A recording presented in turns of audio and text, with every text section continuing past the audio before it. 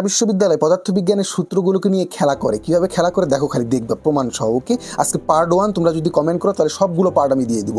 তো দেখো এখানে এই মিউ নট এপসাইলন নটের একক কোনটি, কোন ভেতর থেকে একটা সূত্রের ভিতর থেকে তারা একটা একক চেয়েছে।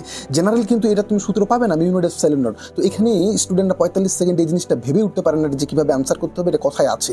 তো আমার অ্যানালাইসিস শিটগুলো যারা মাত্র সংগ্রহ করেছো, যারা এইভাবে ঢাকা বিশ্ববিদ্যালয়ের প্রত্যেকটি কোশ্চেন একবার পোস্টমর্টম করে গবেষণা করে অ্যানালাইসিস করে, তারাই শুধুমাত্র তোমাকে বলতে পারবে যে হ্যাঁ এই কোশ্চেনগুলো আসে, এইভাবে আসতে পারে। তো আলহামদুলিল্লাহ যারা আমার অ্যানালাইসিস শিটগুলো সংগ্রহ করেছো, তোমরা 60% মার্কস কনফার্ম ইনশাআল্লাহ, কারণ তোমরা এখন জানো। তো ডিউ 14-15 একটা সেশনে 22টা সেশনে কেন তুলে দিতে হবে, তার মানে কি ডিউ কোশ্চেন রিপিট করে, ডিউ তাদের কোশ্চেন প্যাটার্নটাকে মেনটেন করার ট্রাই করে। তো এগুলো কোশ্চেন কীভাবে সমাধান করতে হয় এগুলো বুঝতে হয় যে এই সূত্রটা, এই পার্টটা একটা সূত্রের কোন অংশে আছে।